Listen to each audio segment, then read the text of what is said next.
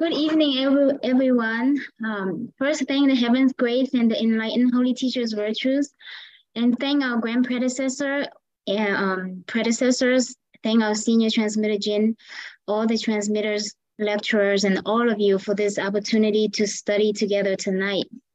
And our topic is going to be on how to broadly establish good affinity. So for this class, we'll discuss in 3 different areas.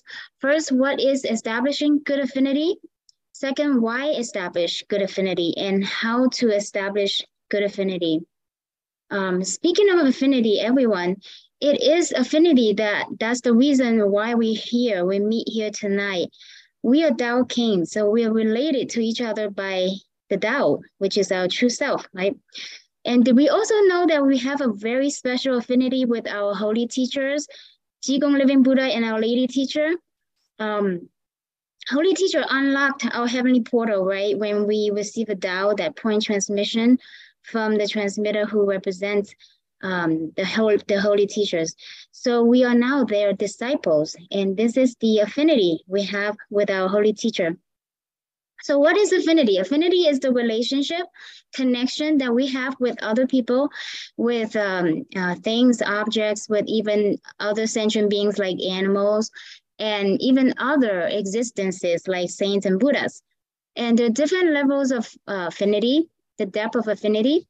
For example, our affinity with our parents at home are much deeper than we would have with strangers or friends even outside. And there's so many different kinds of affinities. We will focus on 4 for our purpose tonight.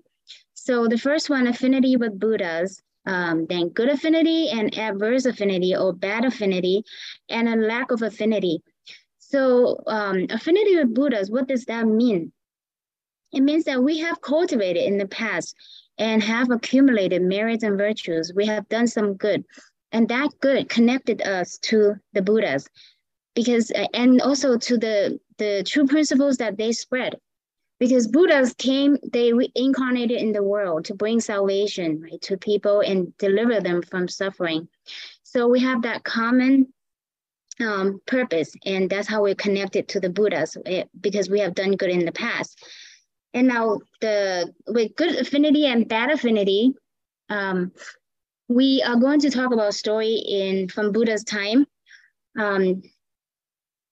So this affinity, right, we can see it as an invisible force that links us through time and space. You know, it could be in the past, present, and even into the future.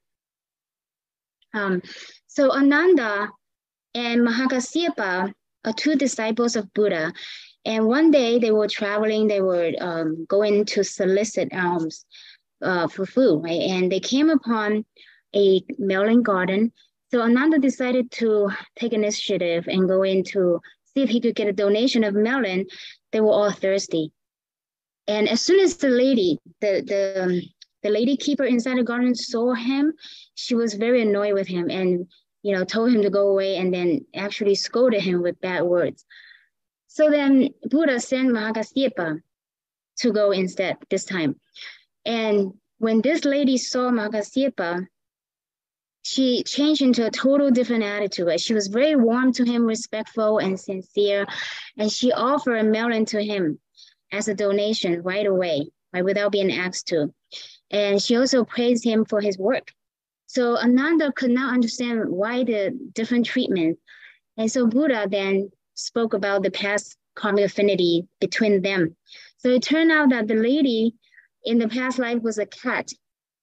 And the cat died and the body was left on the road, the side of the road.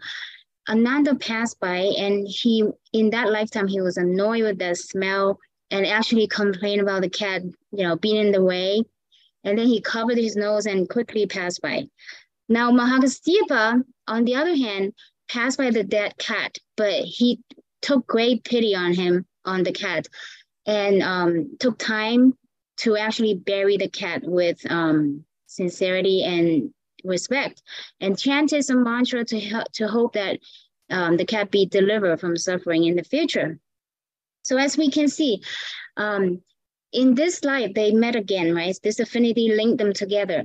And because of the attitude, the different attitude each of them used to treat the cat, they created different affinities with this cat who now in that succeeding life, reborn into human, into this lady. So we have good affinity with, she had a good affinity with Mahakasyapa because he was kind to the cat, right? And buried the cat and wished the cat to have a good rebirth. But Ananda treated the cat unkindly. So in this life, we can see the attitude the lady had with him was not very kind. And then with the lack of affinity, from a lack of affinity to good affinity, we're going to borrow our very respectful senior transmitting master Jin on how his loving kindness has established a good affinity with people. We're just showing an image here with senior transmitter Jin that in one of the past Dharma classes in Iowa that he had taken with the local Dao members here. So we need to put some context into this, right? So in April 25th, 2015, our senior, in Nepal, it was hit with a pretty severe earthquake, 7.8 magnitude. And, more than 8,900 people died, right? And we can see widespread destruction.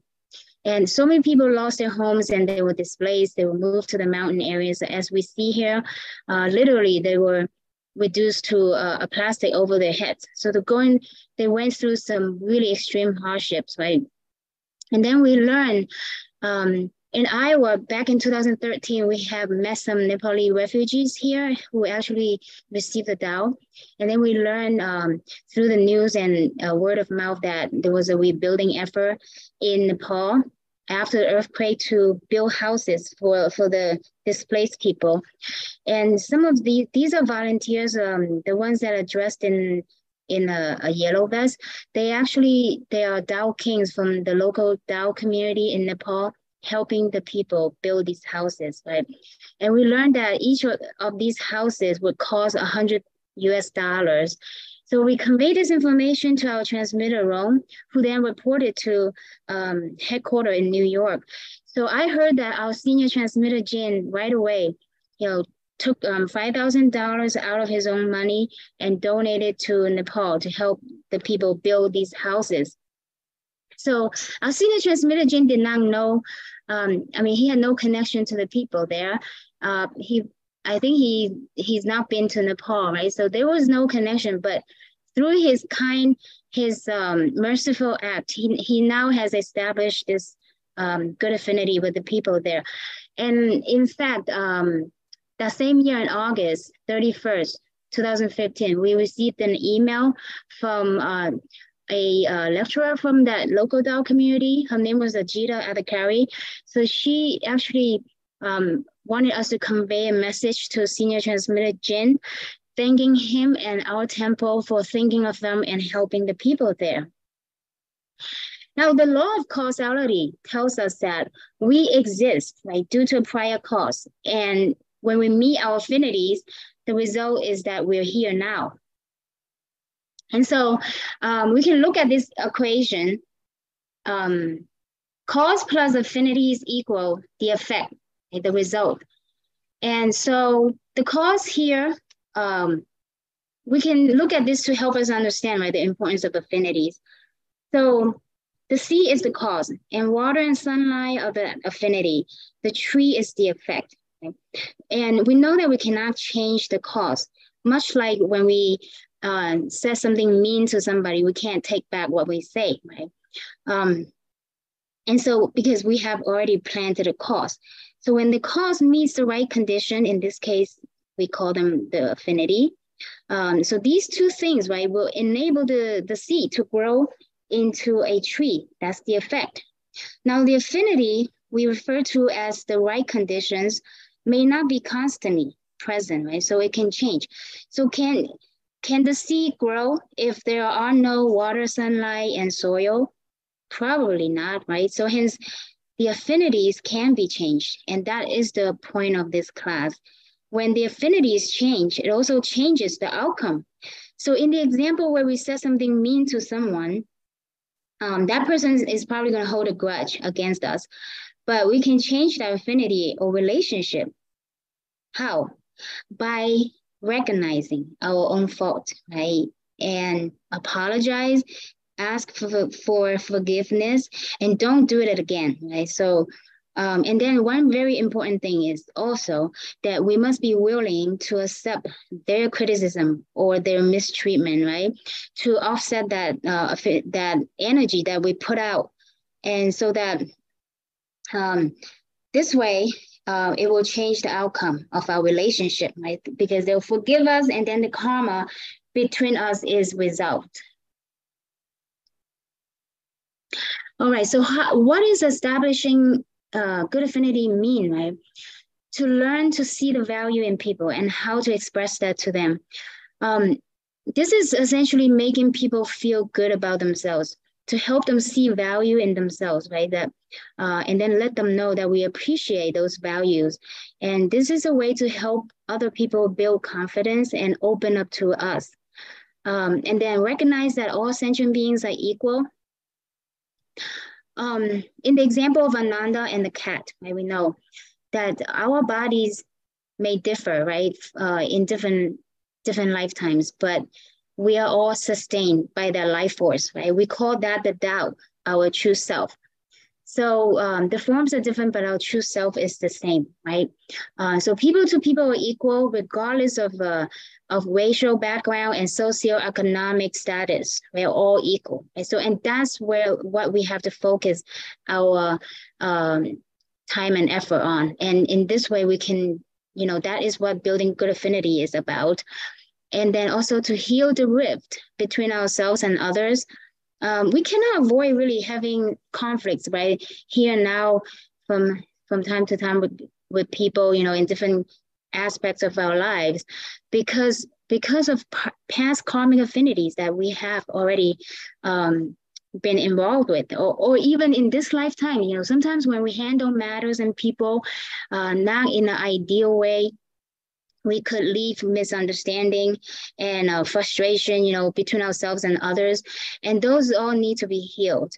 And then, so for this one, I remember a staff member here. She did experience this really difficult time at one point. So her and her husband decided to buy a house with the husband's brother and his family. So then they moved in. So two families lived together. And shortly after that, her sister and her had a huge conflict. It got so unbearable that they moved out and rented an apartment, right? But, the community that they lived in is very tight-knit. So people started to gossip. And that, when she heard those, it was pressure, a lot of pressure. It actually caused her to have depression. And then her sister-in-law was very mean to her. They would, go to family gatherings and the in-laws and all of that. And sister-in-law would call her names. And so, yeah, she was having a really bad time. But about this time, she started to come to the temple to attend the classes, right? And then through learning the true principles, she realized that conflict between her and her sister-in-law was due to past karma, right? And she willingly accept responsibility. She remained kind, cordial, and considerate of the sister-in-law. So she really took the beating and bear with it for almost 3 years. One day, literally, I was with her, and the sister-in-law called her and invited her to the nephew's birthday party. So they made up. And so, yeah, that relationship was healed. And then use our talents and care as a guiding light. We all have abilities, right? Time and effort that we can donate to be part of something great, because there's so many people that need our help. And in helping other people, we also grow, right? We grow in abilities and in spirit. So we have a young lady here. She's very excited about life now, and she's going to community college. She is eager to cultivate and spread the Tao. But she didn't used to be like that, right? So when she first came into the Tao community, she was shy. She had learning disabilities. She was, in fact, in special education. And she She didn't get along with her parents. She didn't like to be around her parents. And then she also, did I say she had depression, right? And so she was almost 14 when she, through an affinity, she came to attend the English class. So the good thing about her that was that, you know, we asked her, did you understand the class materials? And she said, no, not really.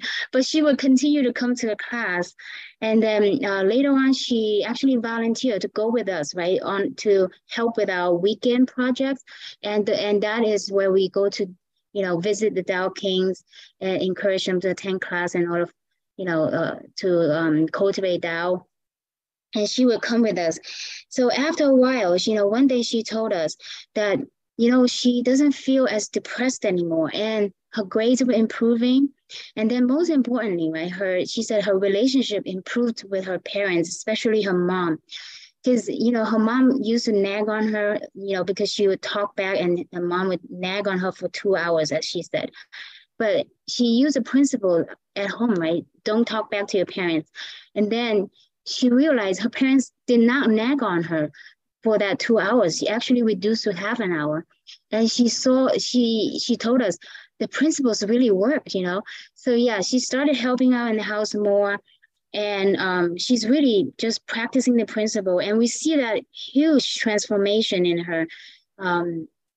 So why is she able to transform this way, right? Did we know that it is, you know, we have a Tao community here in Iowa due to heaven's grace and enlightened holy teachers' virtues, right? And our grand predecessor, never forget, our predecessors, our senior transmitter, Jin, transmitter Rome, for their senior transmitter Jin's blessing to allow Tao pioneering in Iowa. And then, of course, all the lecturers, supporting staff from New York and locally, so that we have this wonderful Tao community here. It is a wonderful platform, you know, that can help people, you know, grow and to really change their circumstances. All right, so why do we establish good affinity?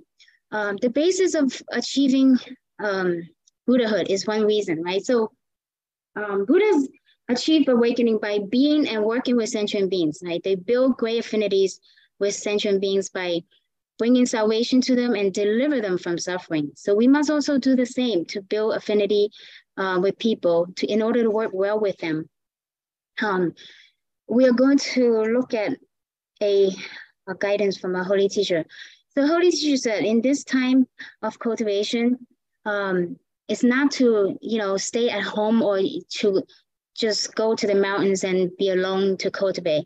This is a time, is the universal salvation, right? It is a chance for us to help offset all of our karmic affinities. So we must work with people, mingle with people. And as we interact with them, we can reform we can borrow people and matters to fine tune our temper, right? To reform our temper and habits. And holy teacher continued to say, and this one you know, interpersonal relationships are so important, right? In every aspect of life, you know, at home, especially in the workplace and in society. And I find this very relevant because one time at work, my boss, she told me she was trying to hire somebody to replace our coworker who retired.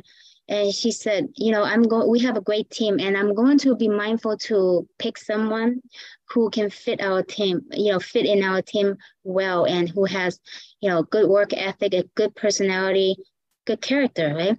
And I remember being grateful to my boss because, you know, the last thing we want is get a really difficult coworker. But, you know, I thought, how would she be able to do that, you know, because we heard people dress to impress, right? Sometimes we may not really know how they actually are, you know, until we work with them. But holy teacher said the employers, right, do not look at resume. They really base their decision 70% on, you know, observing this person's demeanor and temper. That is really a reality check for all of us, right? So they will, you know, they'll look at the person's vibe. How does this person come off as, and see whether they are easily bothered by things. Do they have confidence? Can they take the job? So yeah, the Buddhas just divine, right, guiding us, and we are ahead, for learning the principles in the temple. We really are so well equipped and ahead to be able to go out there and deal with different aspects of our life in a more ideal way without creating conflicts with other people. Be at one with our heavenly nature. So this is a self-restraint mechanism. When we establish good affinity with people, we are more aware to apply the qualities of our true nature, right? So we would restrain ourselves not to, throw a fit or have bad habits that really don't work well with other people. So in this way, we stay close to our true self. I am good, but I must also benefit others to have true goodness. So I remember back in the COVID pandemic, right? In March 2020, my work announced, okay, everyone pack up your computers. You're going to be working from home, right? So I felt at that time, wow, we were, well protected, But then when we saw the news, so many people were getting infected and dying, right? And then more importantly, we saw those wonderful nurses, the doctors and those frontline workers, they risked their lives to save the COVID patients, right? And at one time, we also saw in the news that New York City was hit very hard. And so the other states, there were volunteers from their medical community that would travel to New York City to help with the shortages of staff there to care for the patients. And these people, they really show that collective humanity. That's the Tao, because they couldn't bear to see people suffer. They were good, they were healthy, but they could not bear to see other people suffer, because we have that humanity that is supposed to benefit one another and help reconcile one's karmic affinity this life. Yeah, as we just mentioned, we have good and bad affinities, so we must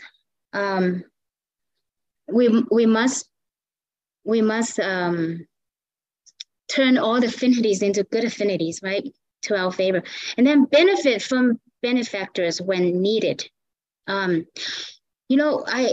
family and I drove back to New York this past summer, and we rented a car, right? So I parked the car on the street, and being not living in New York for decades now, I forgot those protocols. So I forgot to tuck in my mirror. And one day, my mom's home attendant came, and she was our neighbor when I was growing up in the city. So I asked her, I said, do you want to go to receive a Tao? And she said, I don't know what the Tao is, but if you think I should, then I can. And so we all went, okay, walked to the car. And then my brother, who's disabled, but he's very sharp on these things, he pointed the mirror. I was ready to get in the seat and drive to Flushing, but he was like, and I saw, what? Oh no, the mirror was cracked and broken. And then he pointed at the windshield, there was a note, right?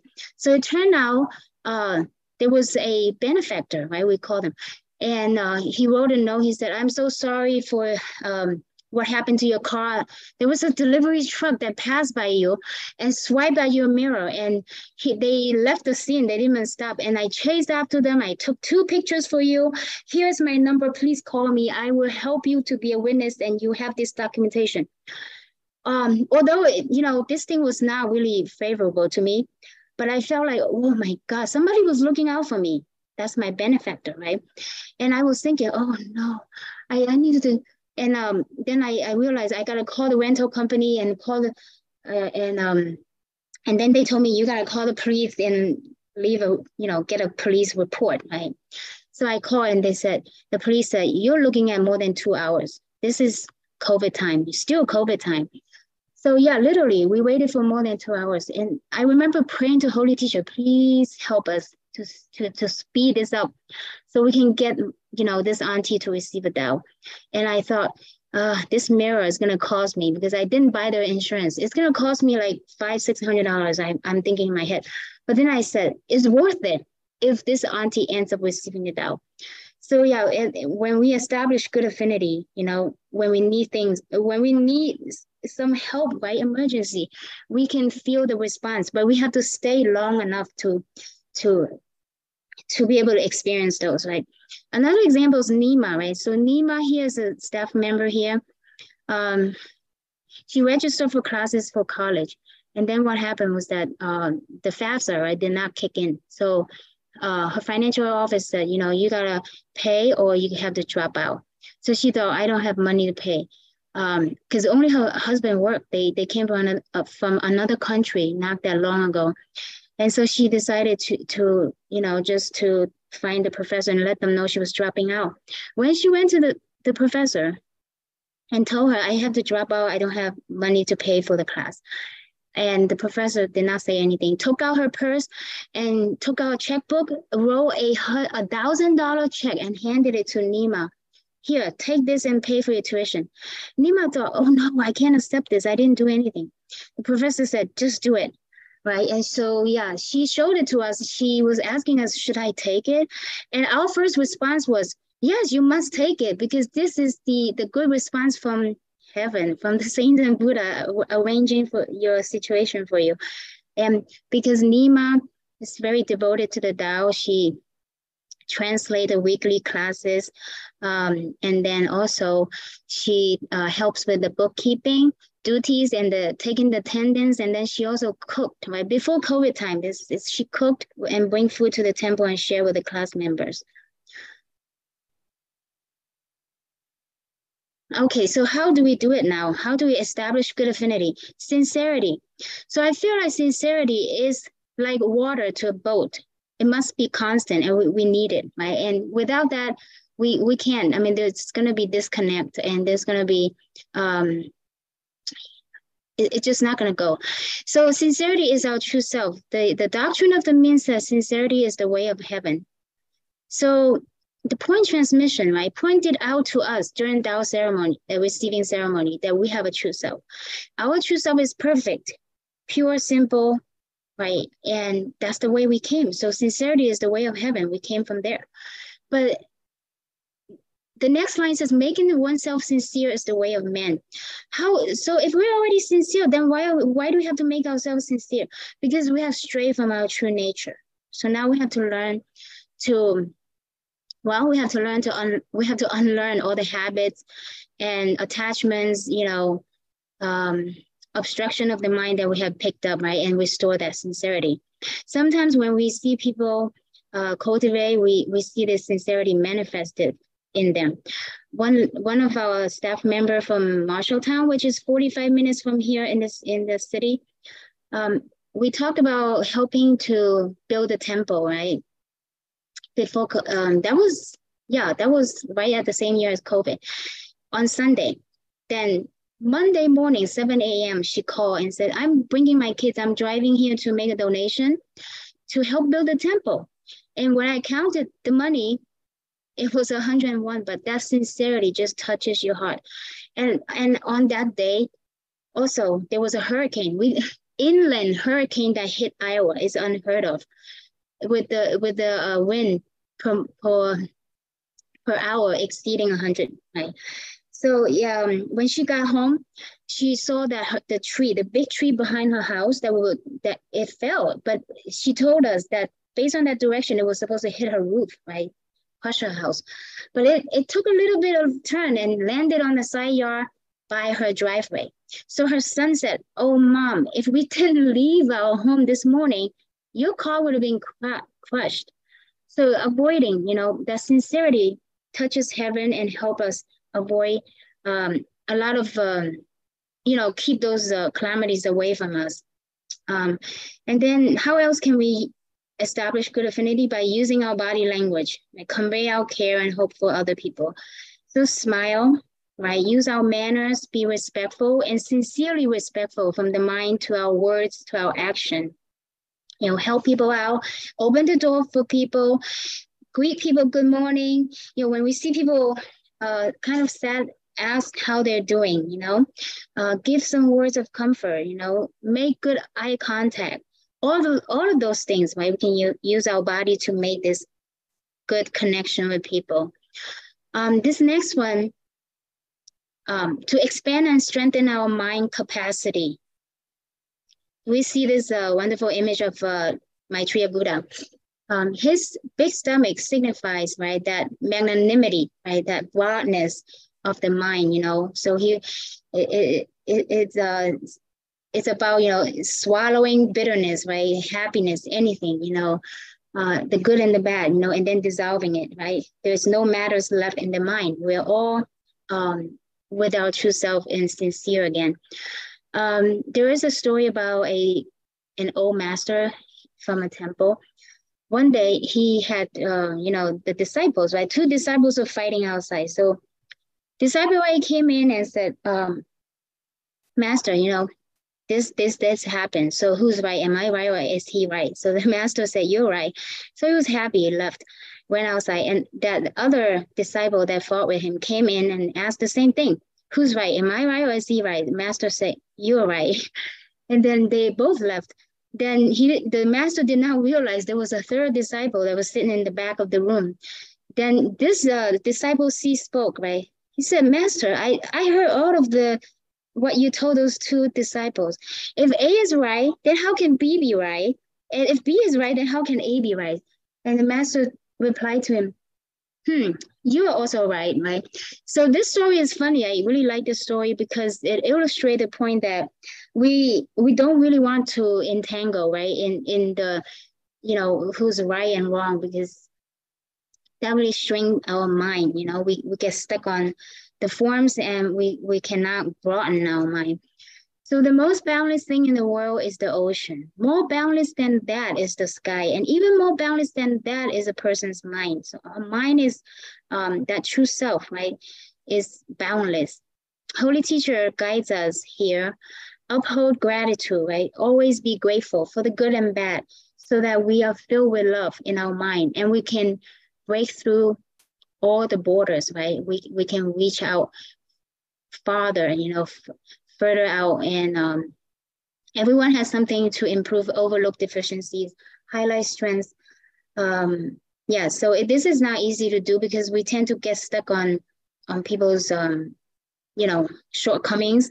Like Holy Teacher said here, we may be doing good deeds for 10 years, but nobody takes notice, right? But once we make a small mistake, this all the criticism, there's a lot of criticism to go around, spreading. So we don't want to be part of that mundane kind of a mindset. We have to change our mindset, right? Highlight the strengths of people. Then we open up avenues, right? We can work with people and connect with them, accept other people's views. Sometimes people come to us, to express their views and concern or whatnot, and then we would we are too eager to tell them what to do, right? And people feel pressure from us. So the next time they may not want to confide in us, right? And so that's not a good way to establish good affinity. Accept people for who they are, and then they can feel our kindness, right? And that is the only thing that will make them willing to connect with us, right? So we leave that room to establish those good affinity.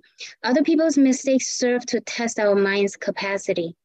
So we forgive, we accept people's mistakes, not that we agree with them or we condone those mistakes, but we are allowing them time to correct themselves, to reflect upon themselves, and to feel our kindness, that we're not really judging them. And, later on, they can connect with us, right? We always leave some room between ourselves and others to improve and work together. Repent ourselves sincerely. Yeah, we don't easily see our faults, right? When people point them out to us, we should accept them, thank them, and make a correction. And by doing that, people can see us being different. They said, wow, although he made a big mistake, but the attitude he used to deal with that mistake, is admirable. So they're more willing, they're drawn to us, right, by our attitude and kindness. Okay, so learn the next one on how to establish good affinity. Learn to find the joy in helping others. Lao Tian, this is our grand predecessor Han, the true sage of pure water, and borrowing this excerpt from the Analects, right? Set our will on Tao. So we all found a direction in life. the Tao, right? True self. So if we are set on our true self, then we can easily help develop, right, those qualities within this true self that are they are heavenly born. We're born with those qualities. And we can rely on those qualities to manage people and matters, and don't create karmas, right? But in fact, establish good affinity. And then we can manifest this humanity, right, to benefit other people and be entertained by arts. Now, arts are referred to, the external skills, knowledge, experiences that we can learn and gain, and so that we are better equipped to help others, right? Because we're reaching out to other people to build affinities. So the 3 ways in learning to find joy in helping others that we can do is goodwill and the 3 charitable contribution, goodwill, and financial donation.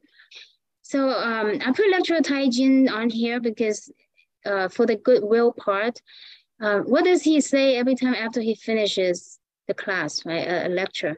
He will say, I would like to donate the merit from this class to help the people in the world and to turn the situation around, hope that they all can be saved, to something to that effect. I don't remember exactly what he said, but it's a goodwill, like good intent, for people. And we can do this daily. We can do it for our family members. I wish my parents had good health.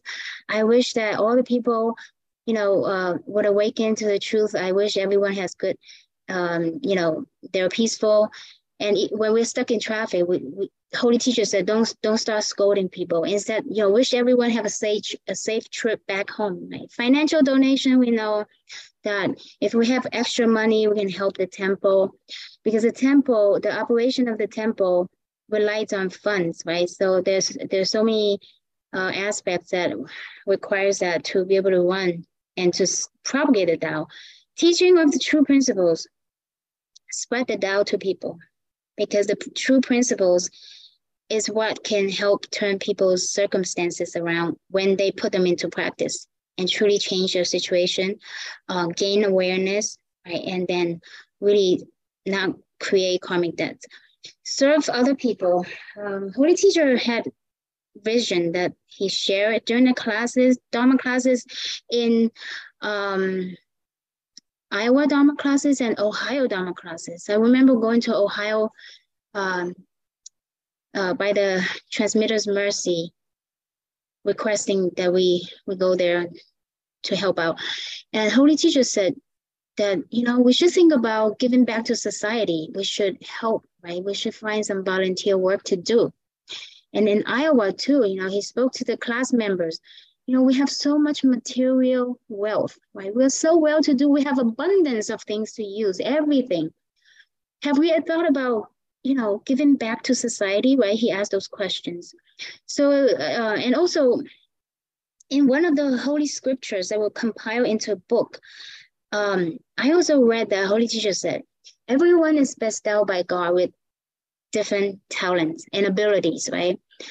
Some are so talented, like they are, I don't know, a CPA, or they're carpenter or doctors or whatever, right? They have so much talents. Then he said, we're not to keep those talents to ourselves only. We are supposed to donate that and work, right? And work for God to reach out to the people, to help people, right? To share our talents. So yeah, before COVID, there were times that we volunteer. We started to do some volunteer work in the different organizations to teach people ESL, right? So from there, we met a lot of good affinities that a lot of them ended up receiving the Tao. And there are a few that have stayed also, become staff members. One lady, she can speak basic English to communicate, but she's very good in cooking. So every Sunday she would cook food and bring to the temple. And then even with COVID, even now, every single week she would attend class through the Skype, right? So yeah, when we serve people, we expand, right, our horizon. when we meet different kinds of people, you know, we help them, and then we can know what their circumstances are, and then borrow those opportunities to introduce the Tao to them, right? Okay, so the next part talks about to be a wordless and inspiring advocate for Tao. There are so many stories. We'll pick a few. So the incense offering story, we are going to use this image to help us. Once we traveled to North Carolina to propagate the Tao. And that time we were not prepared well. Forgot the incense powder, right? So this, some of us, all of us, right, that we see the Tao, we've seen these instruments in the temple, right, in the altar. So this is called the incense bowl. So stick the incense there. And so we asked the local young men to help us because we were busy with other things doing the setup. And there were people scheduled to come to receive a Tao blessing. And so we gave him a new bunch of incense, like the long incense. And we asked him, can you burn those incense, right, inside this bowl so that the ash would, you know, accumulate and we can get the powder out of that. So he was doing that while we did other stuff. When we were done, we checked with them. I said, oh, are you done? And he was like, yeah, it's done. And we couldn't find the incense bowl. And then we looked closer. Oh my God, that incense bowl is black now. I was thinking, oh, we gotta stay composed, right? And but I was thinking, what happened? So apparently he had just lit the fire and burned the entire incense. So wow, all that flame and everything, that smoke, that fly, it had stained the entire bowl, turned that copper golden incense bowl into a black bowl. And we could not use that for the ceremony. So my partner and I, we started to scrub with different kinds of cleaners and different things. None of it worked. We couldn't even get a tiny spot clear, right, from that dark stain. And so the transmitter, he was working on something else, but he was very calm. He was unfazed by any of this stuff, so composed, right? We watched him, what to do. He said, I'll help you when I'm done with this. Then he was done. He came and looked at it. He said, okay, I'll be right back. Right? So he went out to the store to get this Comet thing, right? This bleach stain remover. And then he came back. Mind you, my partner and I spent about 2 hours trying. We struggled. And at the end, we both thought, it's not going to work. We gave up. But the transmitter came back with this and he started to scrub it. And we both watch him so closely, right? That's why it's so touching. So in less than half an hour, he had restored that black incense bowl into gold again. And we thought, how did he do it? How come we couldn't do it? You know? So that composure, that concentration he exuberated, right? It's just so touching. So that's what I meant by wordless and inspiring advocate, you know, because the transmitters, all of them, they really embody the true principles, you know, they practice these true principles. And then what we see are virtues that, you know, that feeling they left in our mind that touches us. That's called virtue, right? So it's here to stay, you know, I always remember that, right? And then spreading loving kindness everywhere. This I have to talk about our transmitter Rome. And transmitter Rome is such a loving person, so merciful. Once we told her in Iowa there was a Tao member, the older Tao member. He was getting very sick, and in fact, the doctor said they would consider stopping the treatment, and you know, talk to the families. You know, he didn't really have a lot of days left, so transmitter Rome went to visit him. I think she went morning and evening, right? Because thinking how grave the situation was, and so a week of doing that. Right. And once or twice I went with her because I worked during the day. So I went with her. I sat next to her. I could see the transmitter Rome. She seems like she couldn't bear to see this suffering. You know, she wished that she could help. And so she started to give him some of the those supplements and stuff that could help the stomach, because he had a huge stomach problem. And so, yeah, truly she had that mercy on people. She takes care of people and cares about them. And later I learned that she was going there every day to massage his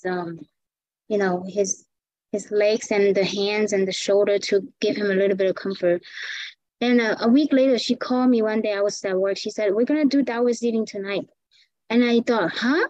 Who's receiving the Dao? She said, his son and daughter.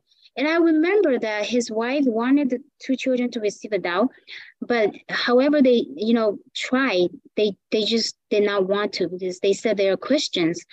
And so I said, "Oh, then transmitter wrong. How did you get them to agree to receive a Dao?" He said, I didn't. They said they want to do it. So apparently the son talked to the transmitter, seeing how merciful she was. He said, "So what does the temple do?" And so transmitter explained a little bit to him. And he said, "Yeah, I think I will receive a Dao." So yeah, that's how they really manifest, right? Their loving kindness, and it touches people. So building those great affinity from no affinity, right? They were not going to receive a Dao to receiving the Dao. And then another transmitter, right, waited for us until 9 p.m. Well, they all came, right, from New York, other states, to help officiate the Dharma class. And I remember my partner and I went out to do outreaching. And yeah, it was getting late, and we got a call from this transmitter, and he said, "Don't work too hard, come back. We have food for you, waiting for you. Come back to eat, okay? Don't be hungry." And when I heard that, it felt like my own mother talking to me. He really cared about us, care about our well-being, and just like our families. It was very touching. And he would always tell us, "You take care of your family first, okay?" He said the Tao is about caring for your family. Take care of your family first. He would always say that. So yeah, just like our parents. And then another example is cherishing half-spoiled fruits, right? This story. So we have a lecturer. She really exemplified this high virtue, because I saw her, picking out, sometimes we bought too much fruit for Dharma classes. And then I literally saw her cutting out the half that's spoiled and then eating the other half that's still good, never wasting a single thing, right? I saw her doing it many times, And so the first time Iowa had Dharma classes, after that we had a feedback session. And so she talked to us privately, She said, "Yeah, I'm seeing the class members throwing away the food, right? We serve them food. Some people took a few bites and tossed into the trash, right? And they ate half of it, then they toss them into the trash. It's a huge waste, right?" And so when she said that, I completely agree, right? We all completely agree. So in the classes, we decided to introduce these true principles into sharing with the class members. And we talk to them, and we kind of reinforce these principles, to encourage people to practice, right? Especially in the temple, do not waste food. And so what we saw later on was just, it was just beyond touching. We have children classes, and we have some youth teachers, the high school students that would teach the children classes. One day we were done with the adult class. We came out to the other part of that, rental space that we use. And we saw the youth teachers and the children, we taught them to just, serve people, right? To help serve food to people. So everybody was eating. And then we saw the youth teachers. They were all standing by the trash can and then holding a plate of food. And I remember asking them, "Hey, why don't you guys sit down and eat, And they didn't say nothing, right? Then next thing I saw a man, middle-aged man, right, come up with a plate about to toss in the trash can. And they stopped this man. They said, "Can you finish your food first? Don't throw the food away." And they talked to them about that if we throw food away, that's wasting our blessing. And also we are going to shortchange us, right? Because we have a finite amount of resources. And they will explain those big principles to the man. And the man said, "But I'm finished," right? So in their habits, if they don't want to eat, then they just throw it away. It's considered finished, right? But the youth teachers told them, no, you're not finished. You still have half a plate. Can you finish that food and then before you can throw them? It was so touching to see. And like all the hard work, right, really pays off when we see a scene like this. It's just so heartwarming that the principals sink in their minds and they actually practice them and implement them in daily living. And so, yeah, we saw this culture, start to change, right? That people are more aware of not wasting food. And another example is when we did a home visit, we went to a family, right? And they have 3 girls. They used to come to the temple to attend the classes. So this little girl, 7 years old, she was sitting next to me and she had a big cup of water. She was drinking it and she looked like she was struggling to finish it. She was like catching her breath. So I told her, hey, if you can't finish, you don't have to drink it. She said, no, right? Because prior to that, I might add that I asked her, I said, hey, how's the children class going? How do you like it? She said, yeah, it's okay. Sometimes it's kind of boring. And I thought, I felt kind of bad. We need to reform our classes, right? We need to maybe do more activities. But then when I heard her answer, right, on the water, I said, you don't have to finish it.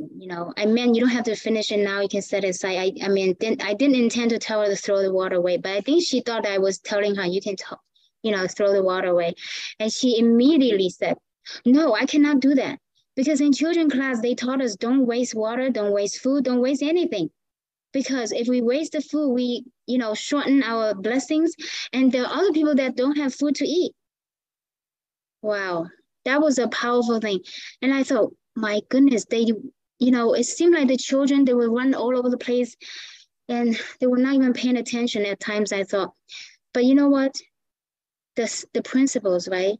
These classes are so important because these principles do sink in their minds and they do practice it quietly, right? So when we catch these moments, it's just so wonderful. It helps strengthen our confidence in Tao, cultivation, especially these classes where we can learn the true principles.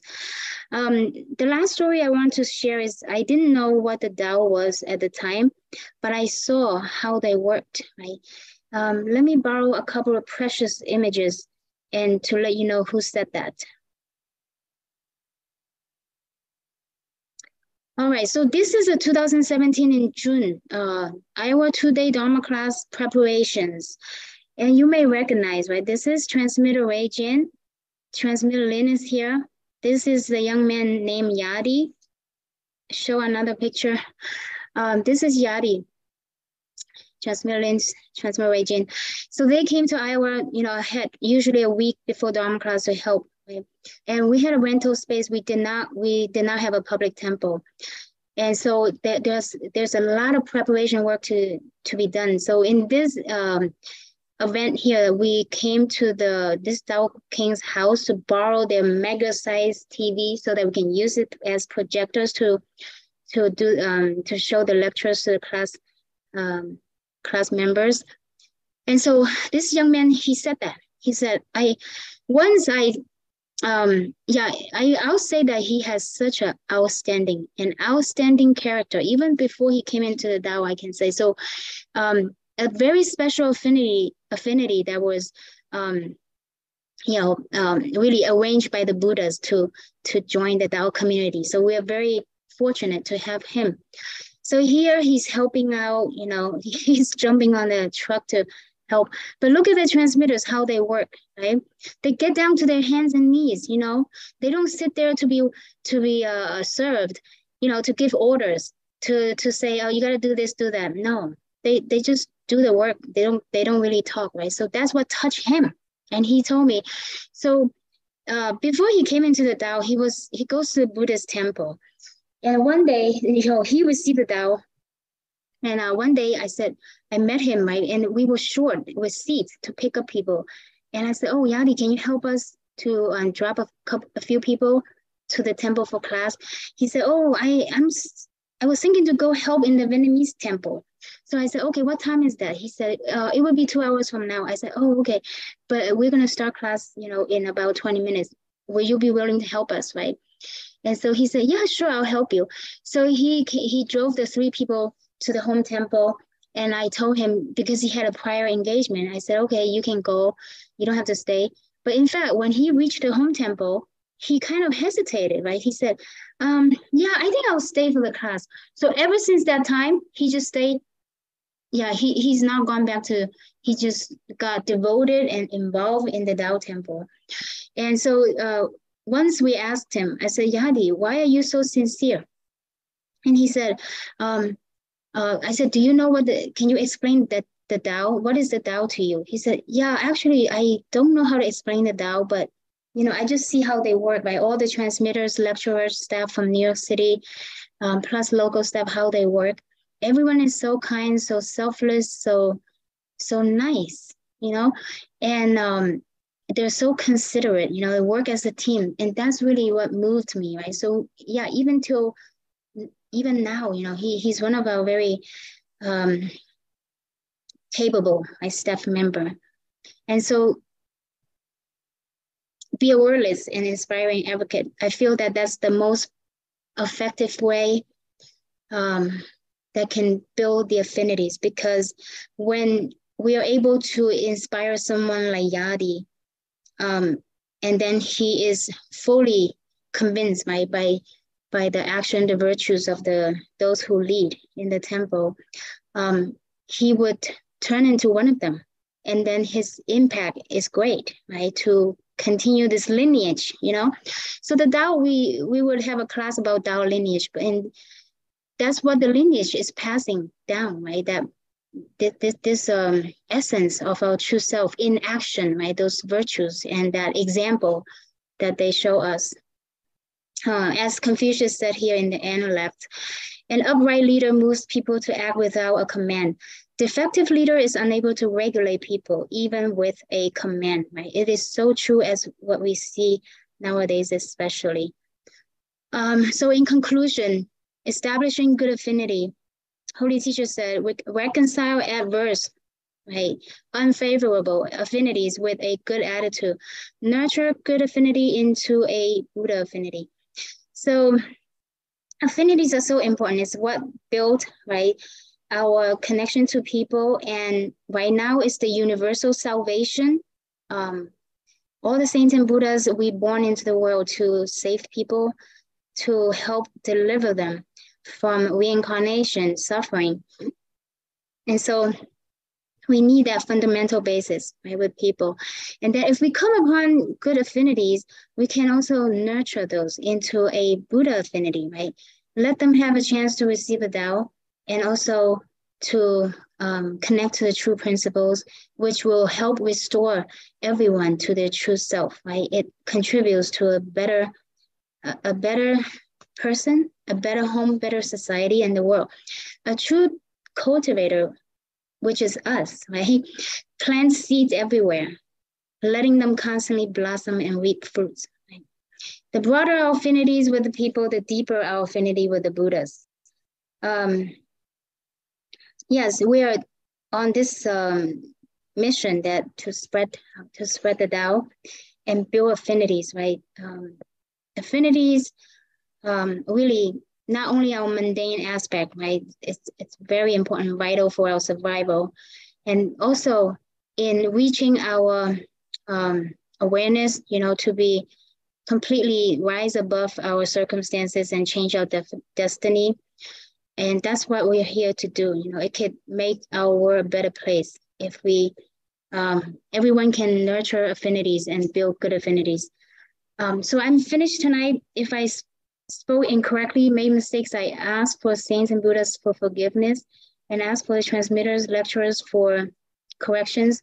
Thank the heavens, grace, the enlightened holy teachers' virtues, and thank the grand predecessors, thank our senior transmitter, Jean, all transmitters and lecturers, and all of you for the opportunity to study.